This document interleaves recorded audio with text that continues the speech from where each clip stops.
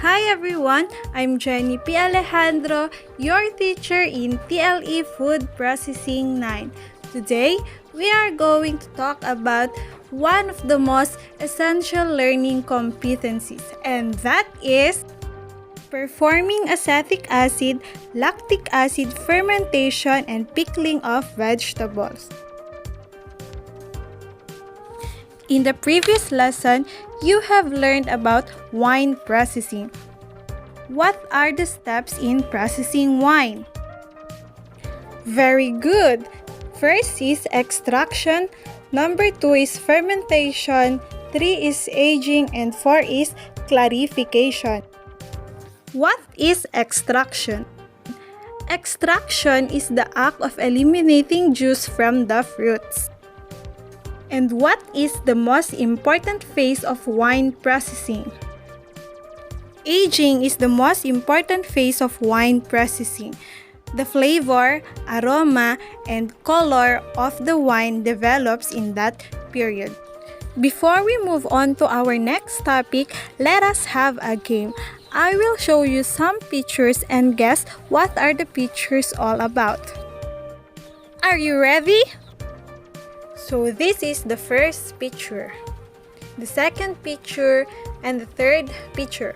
What do you think is the answer?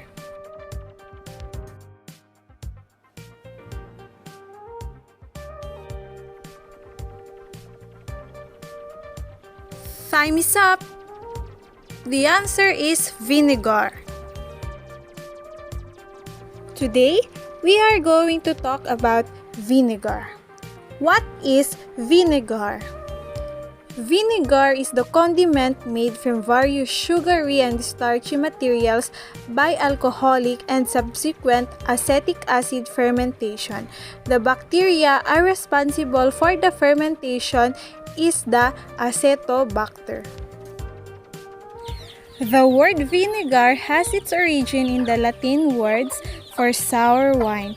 The Latin words are vinum, which means wine, and agre, which means sour. What are the uses of vinegar? Vinegar is used as ingredient in cooking and food preservation.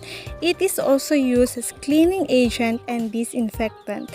Treat nail fungus and warts, help lower blood sugar levels and manage diabetes, aid weight loss, improves heart health in animals, and boosts skin health.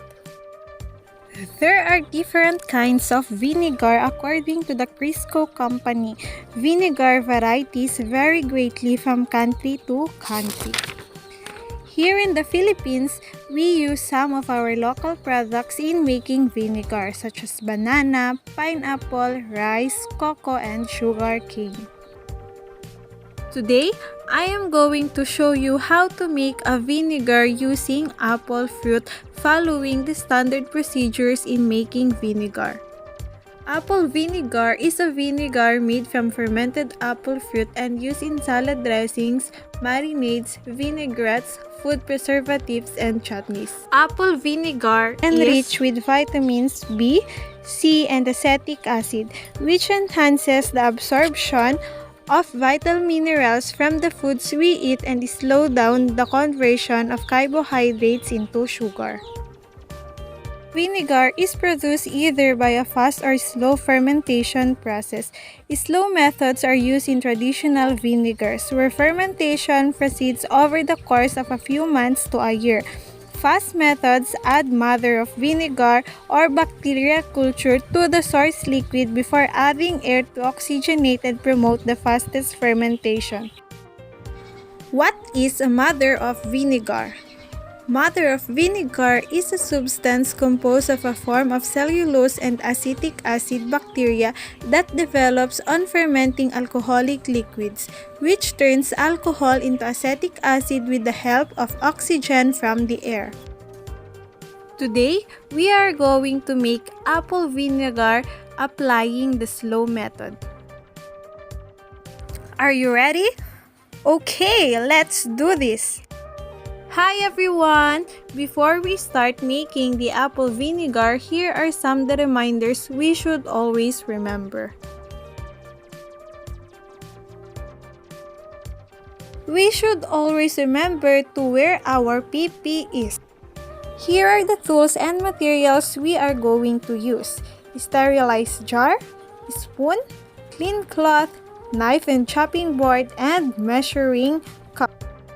And the ingredients are 3 medium apples, 2 cups of water, and 2 tablespoons of sugar. Now, let's start. The first procedure is to wash the apples well. Remember to choose the quality of the apples you will going to use. Next is cut the apples into chunks.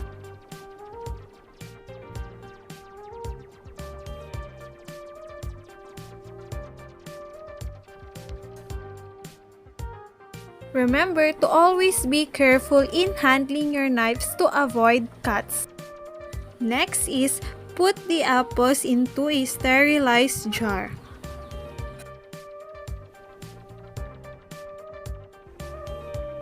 Change the plastic gloves you used earlier in cutting the apples.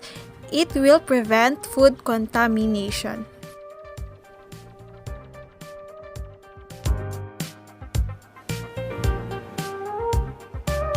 Next is add the sugar in the sterilized jar.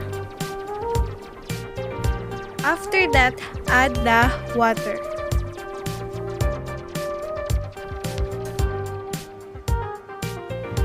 After that, mix and shake until the sugar is dissolved.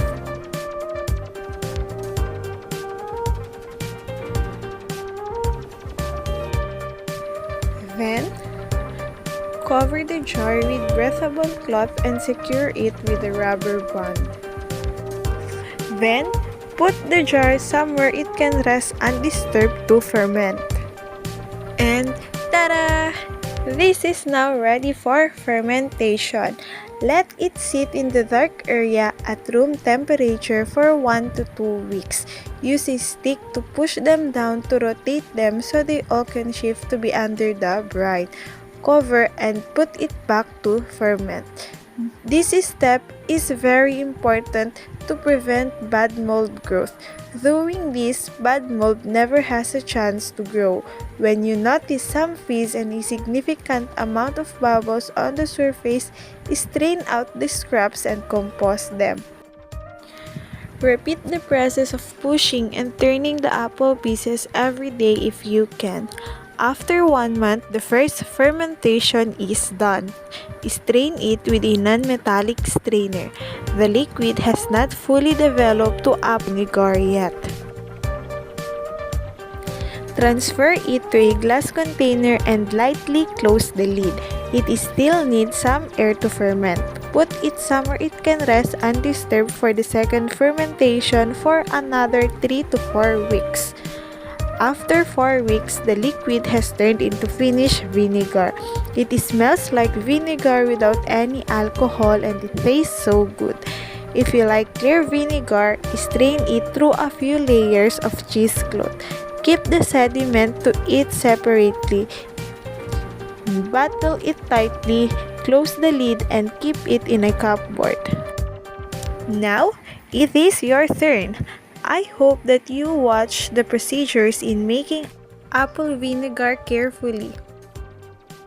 Class, you are going to make your vinegar too. Here are some of the guidelines that will help you succeed in fermenting vinegar.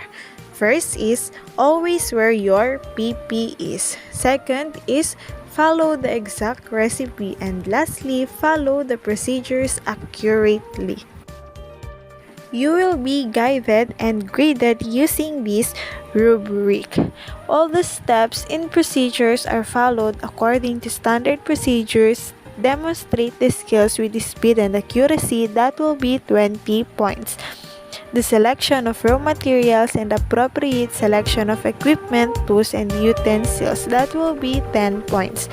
The carefulness in handling materials, consciousness in doing tasks, and wearing of PPEs, that will be 10 points. And the appearance and the color of the vinegar, that will be 10 points for a total of 50 points. Are you ready to make your own vinegar, class? Okay, very good. After making your video presentations, kindly submit it in our official Facebook group on or before April 2, 2022. Again, I'm your teacher Jenny saying stay safe, healthy, and productive. See you next video lesson. Bye!